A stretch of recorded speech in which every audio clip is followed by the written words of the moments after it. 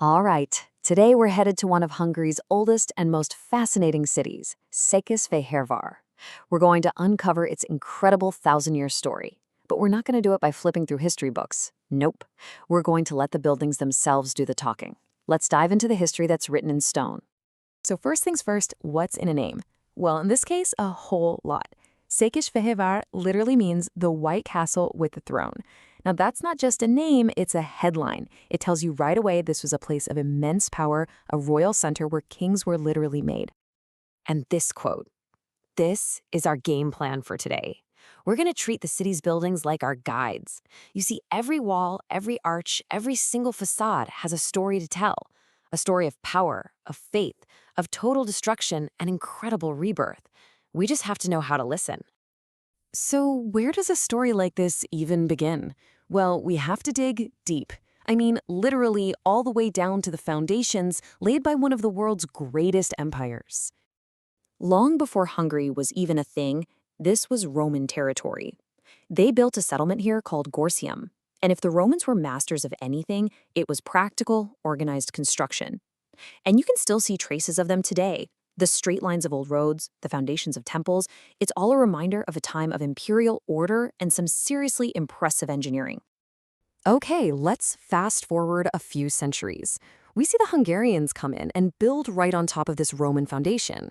In the late 10th century, Grand Prince Géza makes this place a central hub. But it's his son, Stephen I, who becomes the first king of Hungary, who really puts the city on the map. He builds the magnificent royal basilica, and just like that, transforms this settlement into the beating heart of a new Christian kingdom. Now, what's really cool about this is how you can see a change in mindset just by looking at the architecture. The early medieval period, that was all about the Romanesque style. Think of it like a fortress for God, heavy, solid, built for defense. But as kingdoms got more confident, the style evolved into Gothic. Suddenly, it's all about reaching for the heavens with pointed arches and huge windows, designed to fill the space with divine light and just inspire awe. So, let's talk about that royal basilica. This was not just a big church. You have to understand, for centuries, this was the Westminster Abbey of Hungary. It was the place where kings were crowned and where they were laid to rest. It was the ultimate symbol of royal and divine authority in the entire nation, the center of gravity. You know, every great story has a dramatic turning point. And for Székesfehérvár, that moment was a period of near total annihilation, which kind of paradoxically set the stage for one heck of a comeback. A simple date for a monumental shift. In the 16th century, a new power from the east came sweeping into the region, and it would change the face of the city forever. The Ottoman Empire. Their conquest in 1543 kicked off a century and a half of rule that was just devastating for the city's original architecture. Churches were converted, and most tragically, that magnificent royal basilica, the very soul of the Old Kingdom, was destroyed. The city's medieval character was almost completely erased. So when the Habsburgs finally retook the city, they found it in ruins. But here's the thing about total devastation. It creates an opportunity. It gives you a blank canvas where an entirely new vision for the city can be painted. And that new vision, it was called Baroque. And it's the absolute opposite of a medieval fortress. Baroque is dramatic, emotional, ornate, kind of over the top. And that was a deliberate choice. The Habsburg rulers and the Catholic Church were using this style as a powerful statement, a visual campaign to inspire faith and show off their immense power and wealth. And you can still see it today in buildings like the Cathedral of St. Stephen and the Bishop's Palace that define the city's beautiful historic center. Okay, let's hit the fast forward button and jump to the modern era. The next few centuries would bring rapid, sometimes jarring changes, with architecture reflecting brand new ideas about public life, industry, and political ideology. This table gives us a great snapshot of the last 200 years. In the 19th century, they looked back to the past with the calm, orderly logic of neoclassicism.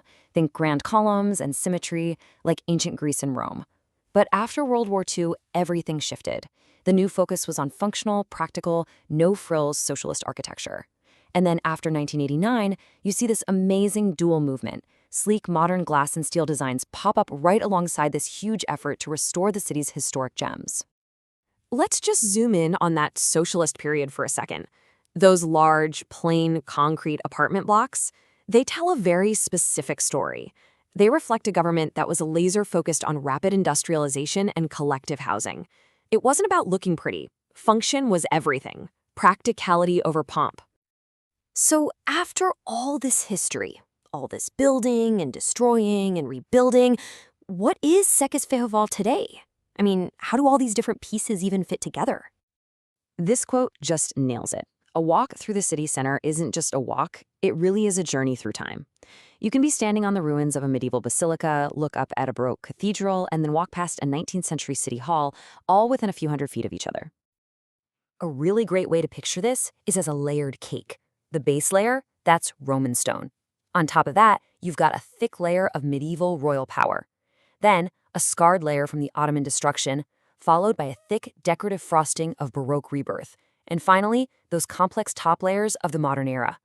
Each one is totally distinct, but together they create the whole.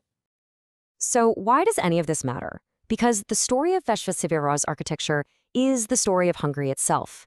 It's a tale of royal beginnings, of brutal invasion, and of incredible resilience. These buildings aren't just pretty structures. They are a physical record of a nation's identity, its struggles, and its absolute will to survive and rebuild. And you know, this story is far from over. Székesfehérvár isn't a museum. It's a living, breathing city. People are adding to its history every single day, which leaves us with a really fascinating question to think about. 100 years from now, what will the next architectural layer of this incredible city even look like?